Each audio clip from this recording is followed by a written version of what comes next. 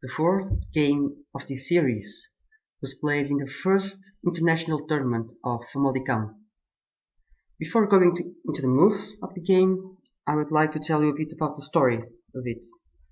I was playing Luís Silva, which is one of the best Portuguese players, and actually a good friend of mine. We play in the same team.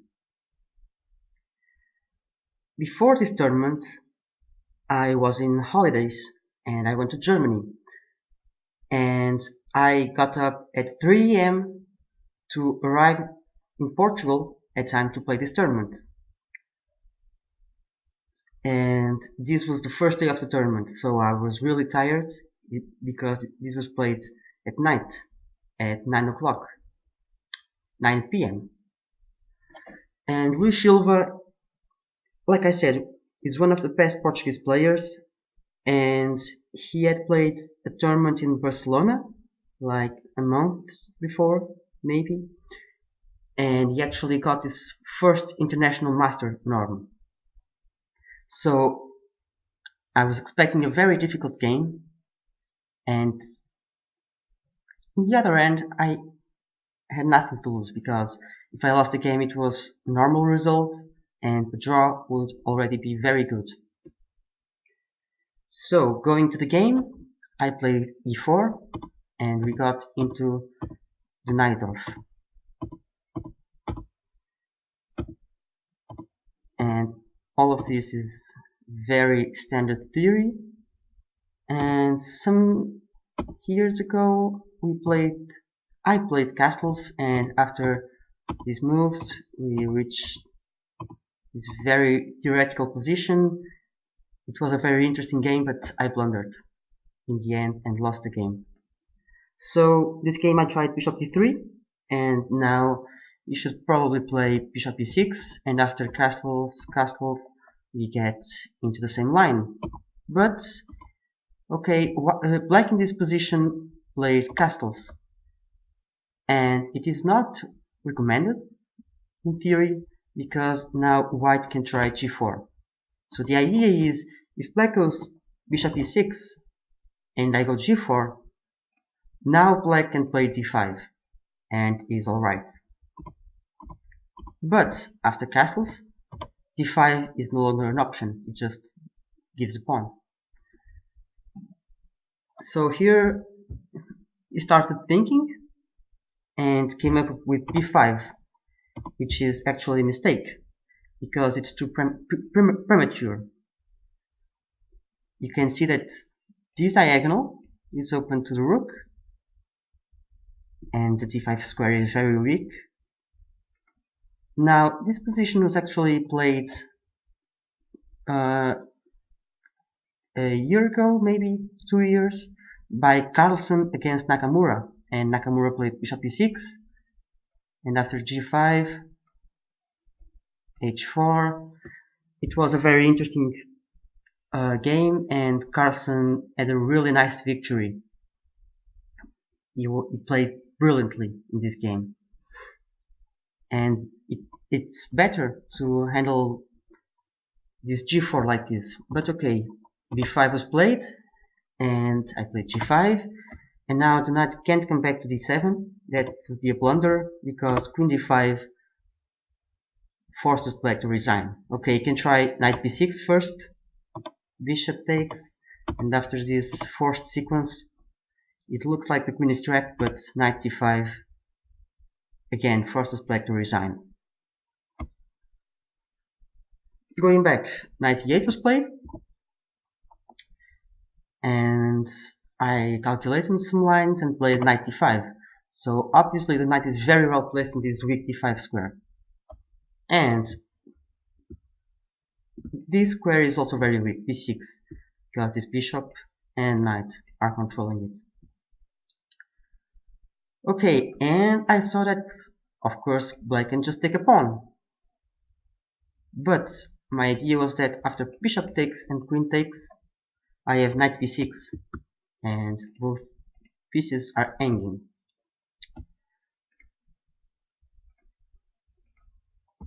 Okay, going back, my opponent took a pawn, which is a very interesting move. because it's not so clear. Now, I immediately played bishop g5. I thought I had everything under control, but it was a mistake. I should play bishop e6, because the only square for the queen is d7, and now I can play rook g1, and not only am I threatening the bishop, but also I'm threatening this bishop g4 idea, which is very embarrassing for black. For example, if black plays like, okay, bishop h4, which is a normal move, bishop g4, the queen cannot come to b7 or c6, it's all the same, knight a5 is trapping the queen. And okay, after bishop takes, I'm threatening this queen and mate. Actually not mate, but this bishop.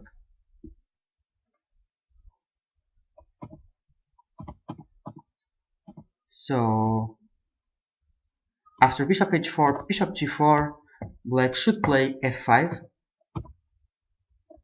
and now black needs to choose between rook f5, simply giving up an exchange, or queen f7, and now I need to choose between this queen g4 idea, keeping the pressure on, or this crazy line bishop c8, and now bishop takes f2.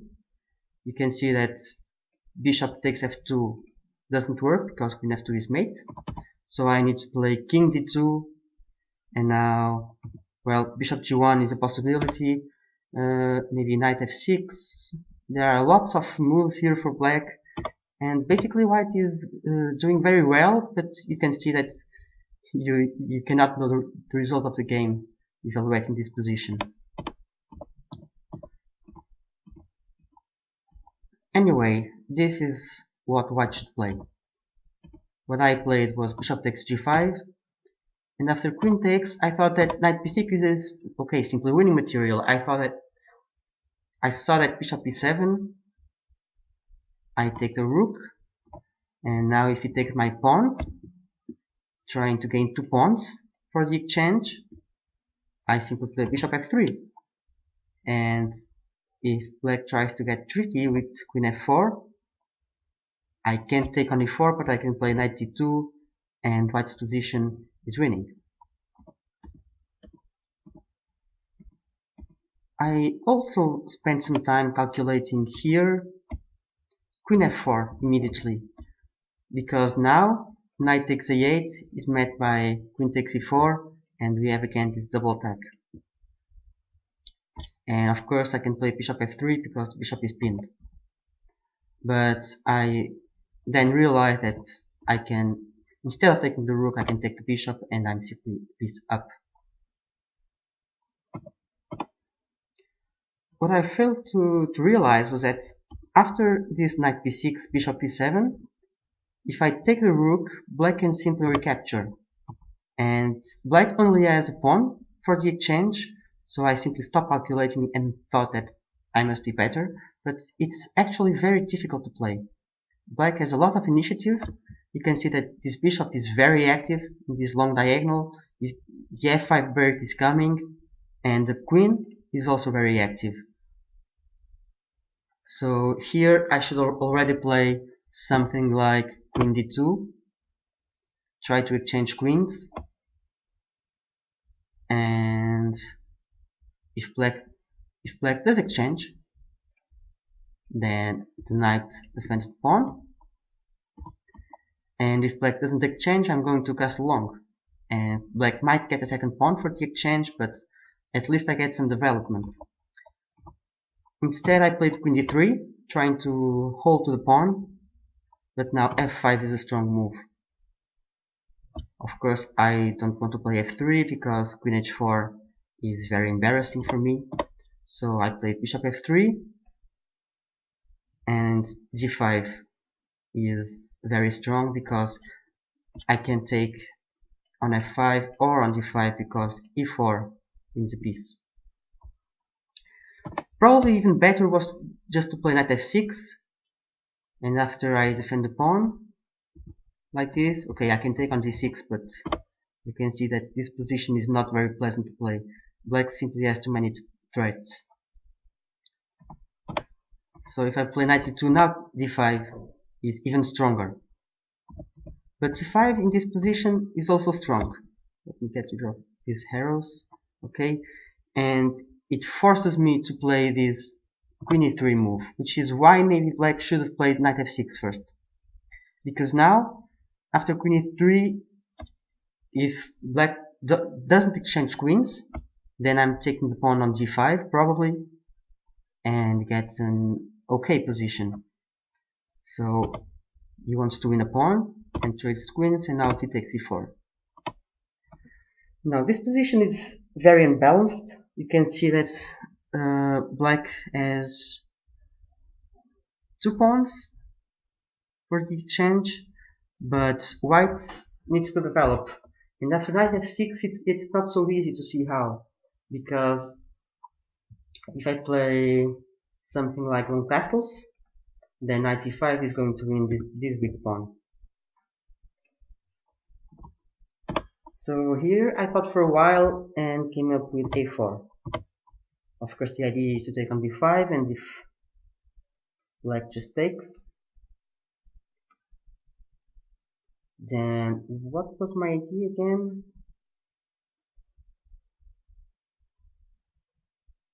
Okay, bishop c4. Yes, bishop c4 was the idea. King h8 and the rook takes. And now if knight e5 trying to win the pawn, I can just take it off. So maybe black could play bishop c6, just holding the b5 pawn, and play knight e5 next. But my opponent wanted to keep the position very unbalanced and played knight d5. So he's winning the e3 pawn.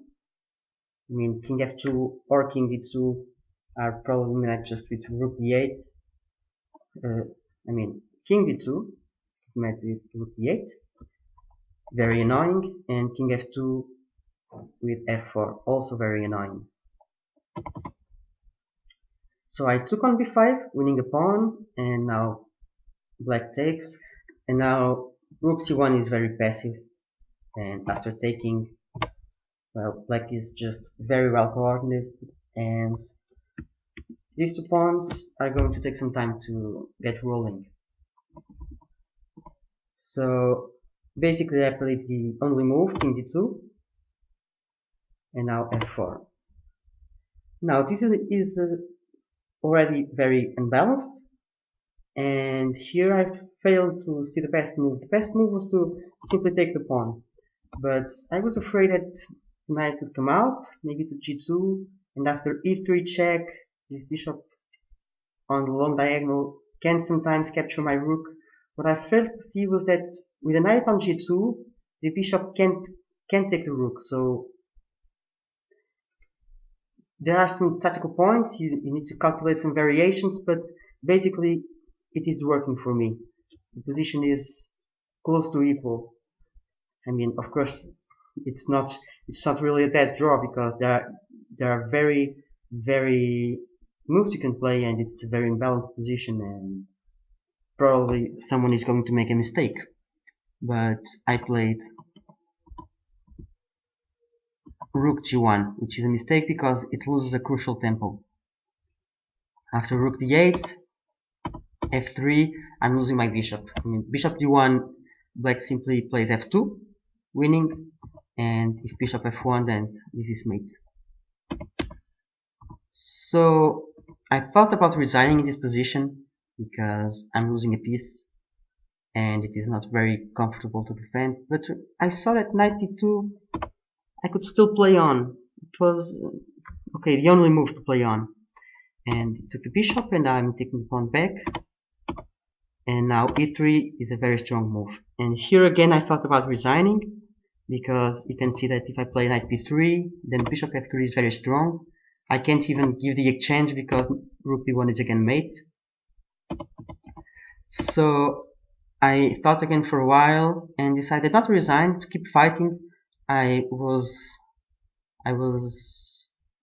awake for like, I don't know, 20 hours, something like that.